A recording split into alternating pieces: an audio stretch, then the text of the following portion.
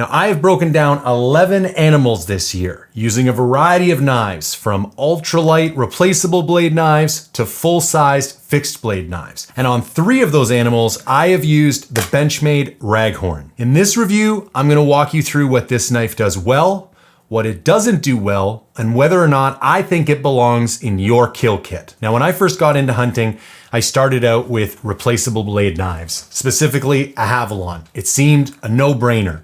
It was cheap, easy to use, and I didn't have to worry about sharpening it. Then I moved over to skeletonized fixed blades when I wanted something that meant a little bit more to me, but was still lightweight. Now, I've kind of fully transitioned into full-sized processing knives. I am not willing to sacrifice the quality of my breakdown or the quality of my knife just to save 1.2 ounces. Enter the Benchmade Raghorn. Full-size functionality without the full-size weight penalty. Now, to be clear, I am reviewing the carbon fiber CruWear steel version of this knife. It is the more expensive, kind of more premium version. Now, there's also a less expensive version that has an S30V steel blade and a G10 handle. And you can save yourself, I think it's a little bit more than $100 by going that way. But before we dive into the review, let's look at the overview table. So the total length of this knife, 8.9 inches. Blade length, 4.65 inches. Blade style, drop point. Handle, carbon fiber 3K12.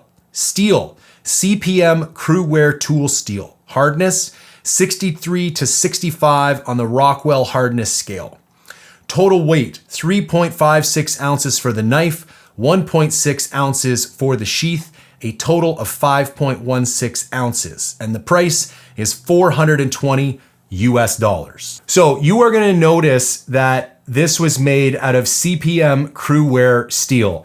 And a lot of people are gonna be like, what's that? I've heard of MagnaCut, I've heard of S35V, I've heard of Nitro, I've heard of a bunch of stuff. I think what might serve us best is to compare it directly with MagnaCut, because it's kind of the trendiest steel out there right now, the most popular steel, and what most people are trying to make their steel of. So I'm gonna bring up a little table I made, and we're gonna compare edge retention, toughness, corrosion resistance, and ease of sharpening across CruWear and MagnaCut. So for edge retention, CruWear is gonna come slightly ahead. It's also better than S35VN. The MagnaCut is very good, but it would be closer to the S35VN or S45. Toughness, again, gonna give a slight edge to CruWear. It's one of the best steels out there. It's the CruWear is quite close to a tool steel. Excellent toughness again on the MagnaCut, but just a touch under the CruWear. Now, corrosion resistance, this is where MagnaCut is significantly better. Now, the CruWear is a semi-stainless steel. It's not a fully stainless steel, so you do want to take care of this knife, and you will notice the Benchmade version here has a Cerakote coating on it, and I would imagine that's why they've chosen to Cerakote this, just to give it a bit of added protection. You definitely want to clean and dry this knife every time you get back to the field, and maybe even apply a little bit of mineral oil just to take care of it. That MagnaCut has outstanding corrosion resistance, and it is a fully stainless steel. Finally, with the ease of sharpening, again, the MagnaCut is gonna be slightly easier to sharpen because that toughness and hardness is slightly lower than the CruWear. So I would say CruWear wins in toughness, MagnaCut wins in corrosion resistance. Both phenomenal premium steels, just kind of depends what flavor you prefer more. Now, before we get into the field testing portion, let me give you a little update about Mindful Hunter Outfitting. I'm releasing this review in the first week of October. I have a single last minute opening for an any weapon mule deer hunter the last week of November at my territory here in British Columbia. I was just hunting there last week with a good buddy of mine. We were able to kill 2 phenomenal mule deer. I'll throw some pictures up here.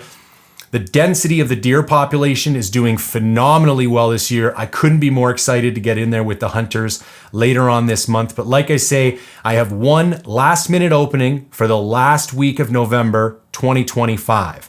Also, I'm almost booked up for bear season in the spring, but I still do have a few openings available. So if you're interested in talking about a spring black bear hunt in British Columbia or jumping in on this last minute mule deer hunt, send me an email, j@mindfulhunter.com. So as I mentioned, I've used this knife on 3 animals this year.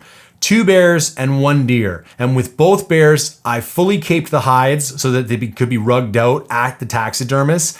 And if you've done a lot of bears, that comes into play because you have to obviously be more conscientious when caping, and you also have to cape the whole thing, where if you are using the boneless method, you don't actually have to cape 100% of the animal, and that saves some of your blade. 0 sharpening needed for any of those animals. I did sharpen it in between, but I could do a whole bear, cape the whole thing, quarter the whole thing, process it, no problems. The carbon fiber handle is surprisingly grippy, even when it's wet or coated in blood. One thing that's kind of a neat addition to this knife is you'll notice on the back of the handle here, the blade continues all the way through the handle, and you kind of have this like macro jimping, or this kind of these ridges here, which is quite nice to kind of increase the grip. You will also notice there is 2 sections of jimping on the back of the blade. You have a section here for your thumb, depending on how you're cutting, or your finger, or if you're doing more pencil-like work, you can put your finger up here. And then there's a 3rd section of additional jimping here, kind of on this crook, where you can put your index finger, depending again on how you like to use the knife. Now, the one thing I would like to note is the blade shape. This is where for me, there's a bit of a flaw in this knife. And again, this could be just pure personal preference. So this is a drop point style blade. And what you will notice is the thickest part of the belly, or the widest part of the knife, is down here at the base. I prefer the kind of belly of the knife to be a little bit further up, which either means this curve needs to be a little bit sharper, or after you get to the apex of the curve here, maybe 1/3 of the way down the knife, I would like to see this kind of flatten out quicker and maybe be a 1/4 to 3/8 of an inch thinner here, giving less base. Because here's what happens. When you are skinning the animal, you tend to use mostly the belly of the blade. And because the widest part is back here, I found myself not able to get smooth strokes while processing the animal or while caping the animal specifically. Also, I found myself having to do, because this was so wide back here, I had to do a lot of work with kind of the first 1/3 of the knife tip up here, more like fine stuff like this, where I'd rather use kind of a smoother stroke with the belly of the knife. So for me, not 100% satisfied with the shape of the blade itself. Maybe give it a 7 out of 10. So after using this knife for a season, what are my conclusions and recommendations? Super high quality materials and craftsmanship. The carbon fiber is flawless. The construction is immaculate. The CruWear steel is some of the best you can buy. I believe it's a fair price for what you get. A lot of people are gonna say $420 is a lot for a knife. I have no problem spending $420 on a knife. My favorite processing knife of all time is a Frontiersman Lupez, and it's a little bit different than this one, almost the same size, but a little slimmer and a little shorter.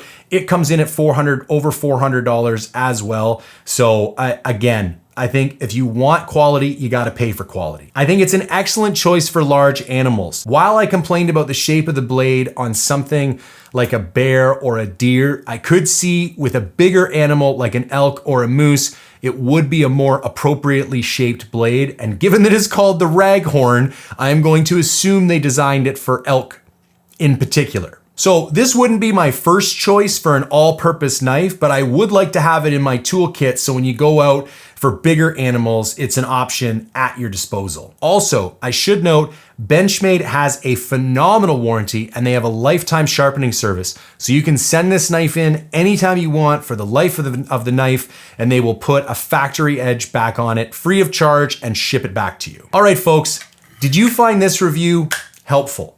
Do you find it beneficial that I have no financial relationship with any companies whatsoever, and I can say anything I want about all of these products, with my only concern being to help you make better gear decisions so that you spend less money on gear in the long run and more time out in the field hunting?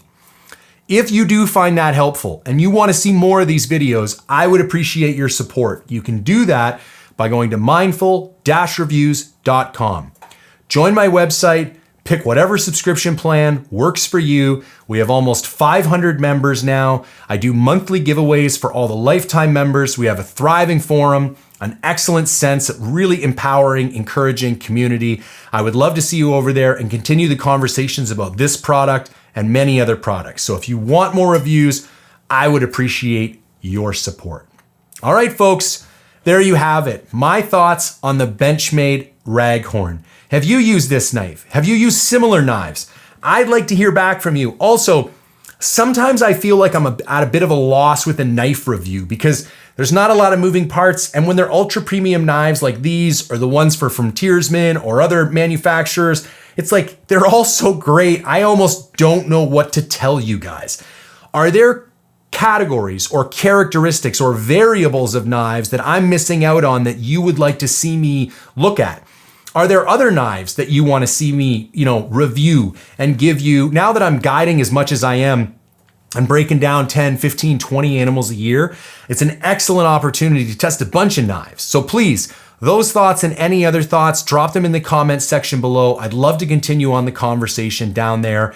If you could engage with the content in any way, shape, or form, like, comment, share, subscribe, all of it helps bump it up in the algorithm, which hunting content does not organically really surge up the old algo in YouTube. So I would greatly appreciate any help I would get from you guys. And as always, thank you for tuning in.